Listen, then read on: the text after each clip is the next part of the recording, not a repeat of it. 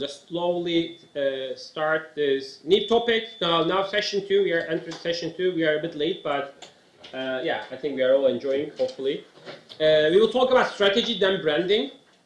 And when we say strategy, it is the bigger picture. In my first session, actually, I shared the framework with you, but like a strategic marketing framework. We will go over it very quickly today. But when we say strategy, it is funny because strategy actually comes from the Greek word strategos or strategos. Strictly meaning a general in command of an army. Actually, it is coming from that literature, right? So the war literature. And it used first time in business literature by William Newman, 1951, and then according to rumors, stories, William Newman actually get the strategic tactics from Chinese commanders and then try to apply it in a business setting. And literally, so we have some, the frontal attack, or I don't know, like the different type of terminology that they use in war, and they try to apply it in business. And then overall definition in marketing setting is like a process to viably align an organization's resources, what you have, your capabilities, to the current and the future needs of its customers in light of the environment. So we have, again, like different components. One, of course, the company, internal capabilities of the company, like resources they have. And then the environment. When we say environment, it's micro environment, the competitors in the market, and then also macro environment, like the trends or political environment or general economical environment, because they all have an effect on your strategy. Okay, so I'm sure you all remember this from the first couple of slides that we had last week, and we discussed this, right? I'm not gonna go into details. So there are 4 phases. So normally you need to do a scan. Today we are going to talk about the scan part, market scan, internal analysis, and strategic fit. So basically, the marketing strategy is all about finding the right strategic fit for your product, okay? So you will look at the market, try to identify the gap in the market, then you will look internally, and then think of yourself and say that, can I fill that gap actually with my offering? So that is a strategic fit. If there is a match between the gap and then your offering, that is a really good fit, right? And then based on that, you set your objectives and directions and then go for the right target segment and everything. But this first couple of steps are really critical because before, without knowing them, you cannot set your objectives, you cannot actually target a certain segment for that and everything, okay? So we will look at this where are we now case today. And for the marketing strategy framework, okay, so we have external environment, like I said, okay? So, and then after external environment, why it's not coming? Then yeah, it's comes so many of them at the same time. And then after external environment, we are looking at internal environment, right? So based on the external dynamics, maybe like there's a trend going on, and then I'm thinking of maybe developing a product for that trend, but the problem is I don't know if I have enough like resources or talent to develop such a product internally, right? So without this internal environment, your resources and capabilities, you cannot formulate a marketing strategy. And for the marketing strategy, we have 3 levels of marketing strategy. One is corporate level, so top level market strategy. So they are saying that, okay, we need to use sustainable materials. In 5 years' time, everything should be recyclable, okay? Or we are going to reduce our carbon emission by 50% or something. So those are some marketing strategies coming from top down because they said that, okay, one of the macro environment trends is being environmental, right? So we need to be careful about this and we need to address this. But as a product manager for your day-to-day life, you also like to have a competitive marketing strategy, and that's the part that you like to give maybe some discount, increase your market share, and then try to stay alive in the market, okay?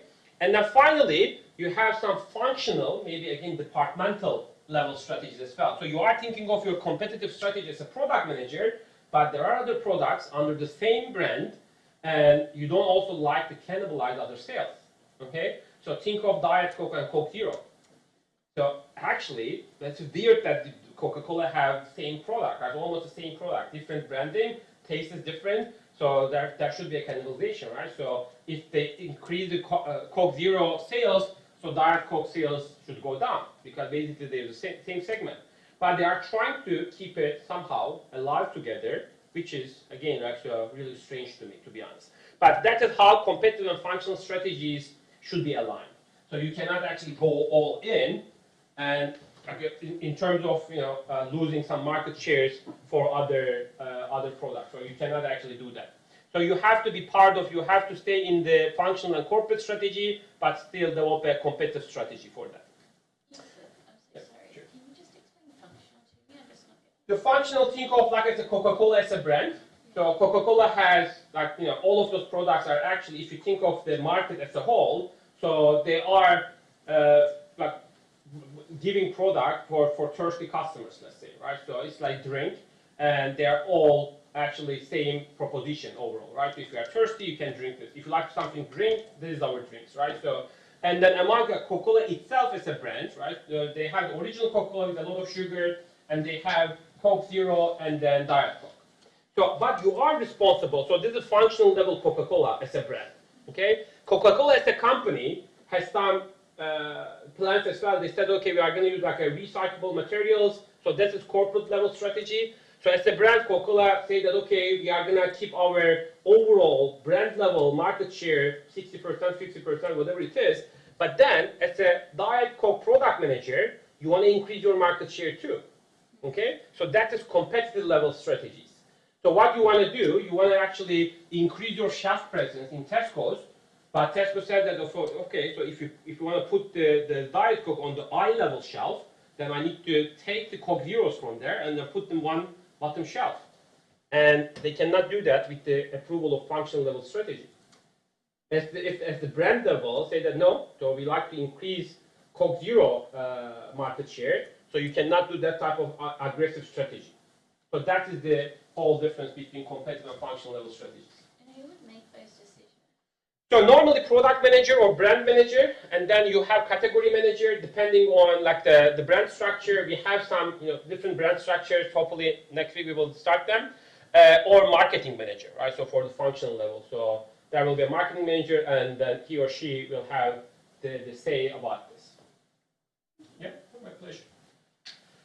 Cool. Yeah, but overall, if we go back to this point of strategic fit, so if you have the right unique selling proposition, you will have a competitive advantage or edge over your competitors, and it will be easier for you. So since we shared the Coca-Cola example, so what is the strategic fit for Coca-Cola, or what is the strongest